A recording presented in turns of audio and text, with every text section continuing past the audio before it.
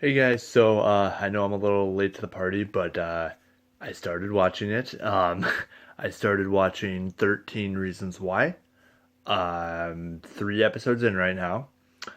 And so there's been a lot of controversy surrounding the show, obviously, um, just because of its very graphic themes, its very severe themes that can cause some issues for some people who really deal with this. But my opinion on it is it really is the same as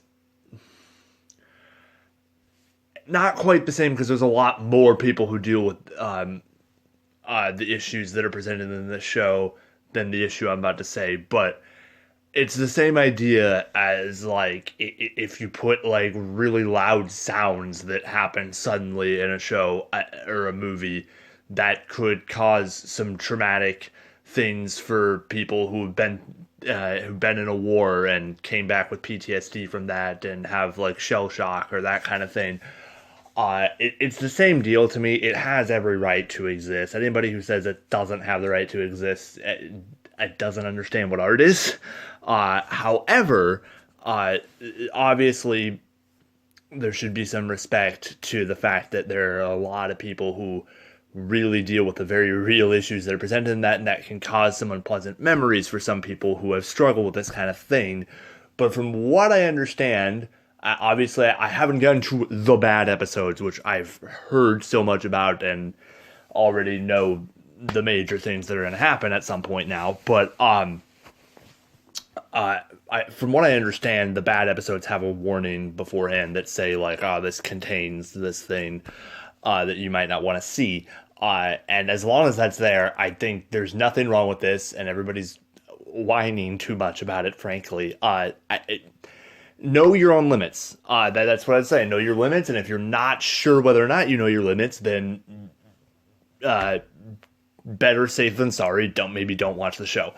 Now that being said, this is a very already a very interesting, very compelling TV show, and that's another thing that a lot of people have been saying. Well, oh, you can't say it's good. It might be like a nice cautionary tale, but you can't say that it's good or that you enjoy it because of the things in there, and then you're saying you enjoy like suicide, and that's not true. It's actually a very compelling mystery with very interesting characters, and lots of plot layers, and it's absolutely fine to be very interested in it. Also, be aware that it doubles as a cautionary tale. That I think is very necessary, that we really need in our society right now, just about how you treat people, and the idea just that every little thing matters, that every little thing really does, and a small joke or a small thing that you might say to hurt somebody that to you may seem like this really small thing, you don't know how much is piled on that person, and that could be the straw that breaks the camel's back, and you just don't ever do anything to intentionally hurt another person. First of all, just because you don't know how that's going to affect them, and it may not affect you if somebody said that to you, but it might affect them. Always be careful of that. But even beyond that, to just always be looking out for people who seem sad or seem like they need a friend, and really try to just do random acts of kindness for people, and like perpetuate kindness and all that in the community.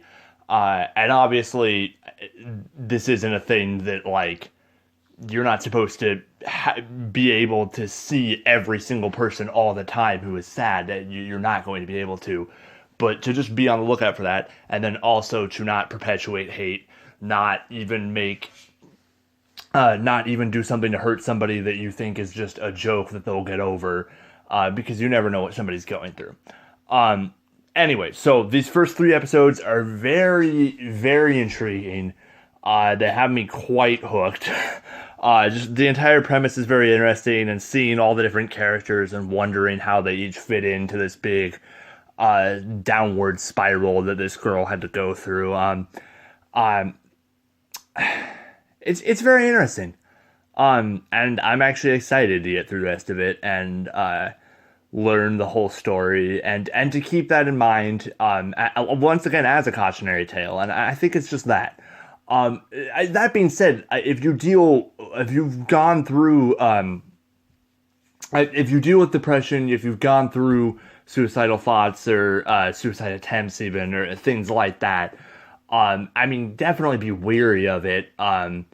And know your limits, know how much you can take. Recognize that people they're saying it's very intense, and that if you don't think you could take something that's that intense, don't do it. I myself have struggled with severe depression in the past, so I definitely understand that. However, I believe I know my limits, and I know that I personally don't get too affected by what I see on screen most of the time, even if it's something that I could relate really well to. But that's not true for everybody, so just be aware of that. But yeah, just be aware of that. And anyway, so first three episodes, we follow. Obviously, the whole show's following our protagonist, Clay, who is supposed to be the one guy who doesn't understand how he fits into this whole thing.